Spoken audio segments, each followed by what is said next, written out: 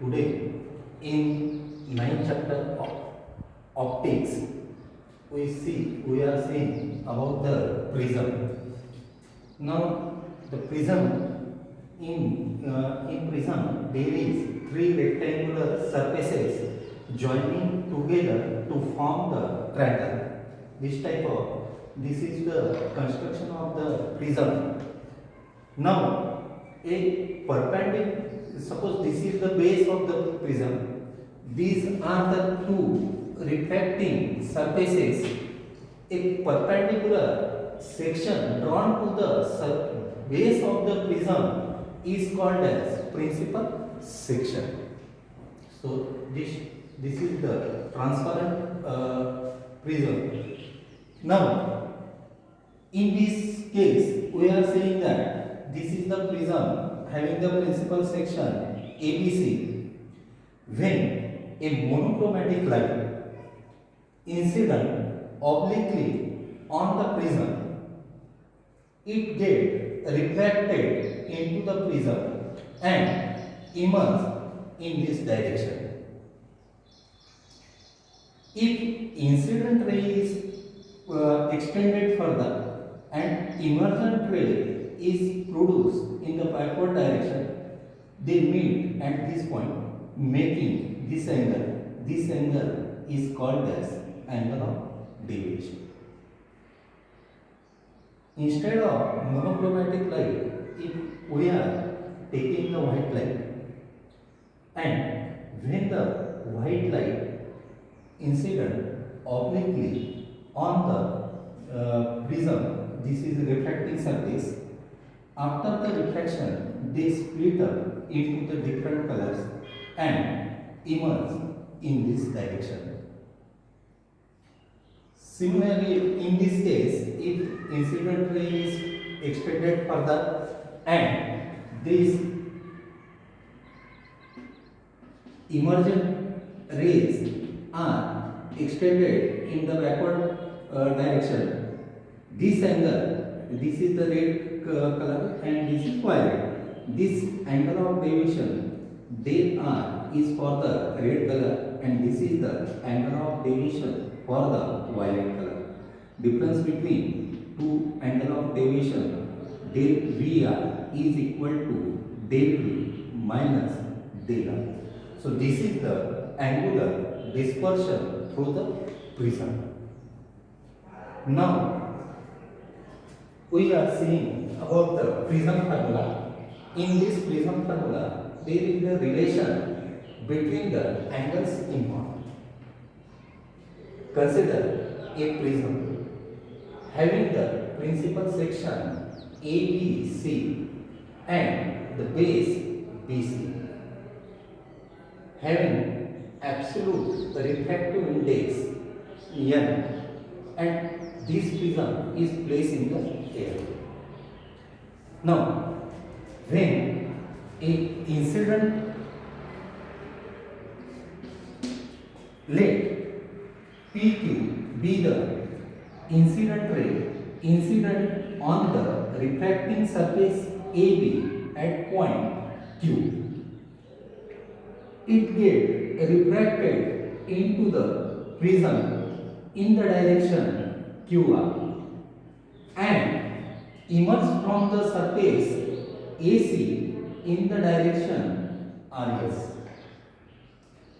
Let N is the perpendicular normal drawn to the incident ray and M dash N is the normal drawn to the emergent ray. Now, this angle MQP or PQM angle PQM is the angle of incidence and angle SR M dash is the angle of emergent. This refracted ray making an angle with this normal MN is R1, that is angle RQN is the angle of refraction R1, and this QRN is the angle of refraction, and this angle SRM dash is angle of immersion. If the incident ray is produced further, extended further, and the emergent ray is produced in the backward direction, it meet at the point S. So this angle is the angle of deviation, that is the angle of deviation. This is the angle of deviation. This angle X Q, angle X Q R is equal to, that is I minus R1, and this angle XR Q, this is the I minus R2. Now, here this is the angle AQN. This angle is, and the angle ARN. This angle and this angle is equal to 90 degree. That is angle at the normal. Here A, Q, N, R forms the quadrilateral. So angle A plus angle Q, N, R is equal to this, and this angle is equal to 180 degree. Equation 1. In triangle Q, N, R, in this triangle Q, N, R1 plus R2 plus angle QNR is equal to 180 degree. Now, in this triangle QNR, R1 plus R2 plus angle QNR is equal to 180 degree. From equation 1 and equation 2, A is equal to R1 plus R2. From equation 1 and 2, A is equal to R1 plus R2. Angle delta is the exterior angle for the triangle XQR. For this triangle, delta is the exterior angle. So angle XQR plus angle XRQ is equal to delta.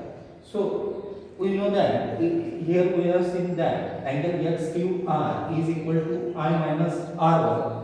Putting that value in this equation, that is I minus R1. Similarly, angle XRQ is equal to E minus R2.